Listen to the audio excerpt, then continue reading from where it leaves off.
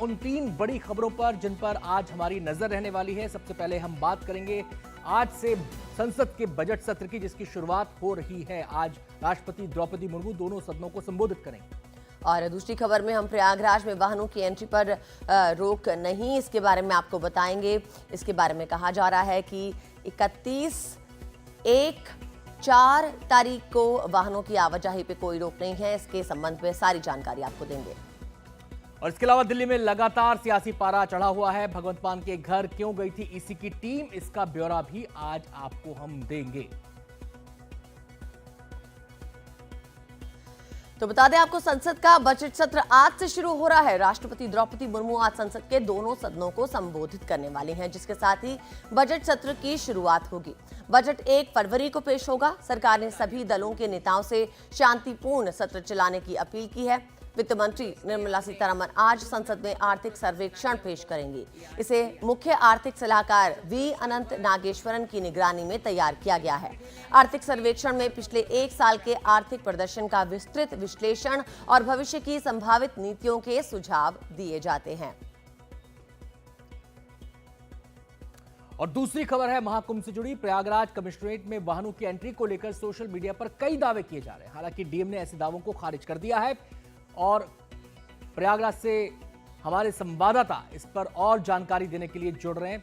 दीपक गंभीर हमारे साथ जुड़ चुके हैं और स्थिति बताने के लिए कि ग्राउंड पर स्थिति क्या है।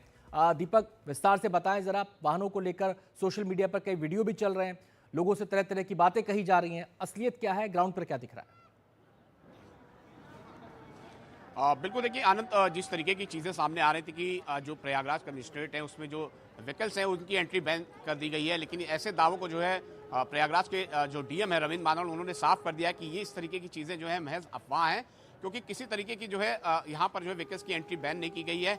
तमाम जो व्हीकल्स हैं उनको जो है उनका डाइवर्जन जरूर किया जाएगा, क्योंकि देखिए कि 3 तारीख को जो बसंत पंचमी का नहान है, बहुत ये माना जाता है कि बहुत बड़ा नहान है। और ऐसे में ये जरूर है कि जो संगम क्षेत्र का एरिया है उसको नो व्हीकल जोन रखा गया है। किसी तरीके के जो व्हीकल्स हैं उनको यहाँ पर अलाउ नहीं किया गया है। लेकिन जो बाहर की बात करें शहर भर में, तो व्हीकल्स की एंट्री पूरी तरीके से यहाँ पर किसी तरीके का प्रतिबंध नहीं है। दीपक, ये और स्पष्ट कर दें, जो अलग अलग हाईवे का जिक्र आ रहा था सोशल मीडिया में, जो दावे किए जा रहे थे कि इस हाईवे पर लंबा जाम है, इस हाईवे पर 5 किलोमीटर लंबा जाम है, वहां हजारों लोग फंस गए, वहां लाखों लोग फंस गए, इन दावों में, इन बातों में कोई दम है या नहीं है? बिल्कुल, देखिए आनंद, तमाम चीज़ें जो आ रही थी, जो प्रयागराज उससे सटे जो जिले हैं, हाईवेज पर जिस तरीके की ट्रैफिक मैनेजमेंट की बात आ रही थी, ट्रैफिक जैम की बात सामने आ रही थी, उसमें जो है आपको बता दें कि पूरी तरीके से ये रूट धीरे धीरे साफ हो रहा है और जो श्रद्धालु हैं वो धीरे धीरे यहाँ पर संगम क्षेत्र में आना शुरू हो गए हैं। तो जाहिर है कि हाईवेज पर जिस तरीके की जाम की स्थिति बन रही थी पूरी तरीके से साफ हो गई है। और ये भी माना जा रहा है कि 2 से 3 दिन में जो डाइवर्जन है वो जरूर लागू किया गया है, ताकि जो हैवी व्हीकल्स है वो प्रयागराज की तरफ आए, लेकिन उनका एक डाइवर्जन रूट जो है पूरी तरीके से एक नया ट्रैफिक मैनेजमेंट। बहुत बहुत शुक्रिया दीपक आपका इस पूरी जानकारी के लिए, बहुत बहुत शुक्रिया आपका। और अगली खबर की तरफ रुख करते हुए आपको बता दें, पंजाब के सीएम भगवंत मान के दिल्ली स्थित आवास पर चुनाव आयोग की टीम के पहुंचने से सियासी हंगामा शुरू हो गया है। ज्यादा जानकारी के साथ जुड़े हैं हमारे संवाददाता अश्विन सिंह। अश्विन सिंह, बताइए, जब ईडी की टीम भगवंत मान के आवास पर पहुंची तो क्या हुआ? देखिए, करीब शाम 4 बजे का वक्त है जब इलेक्शन कमीशन की एक टीम है वो पहुंची दिल्ली पुलिस की टीम के साथ कपूरथला हाउस, जो भगवंत मान जहां पे रहते हैं।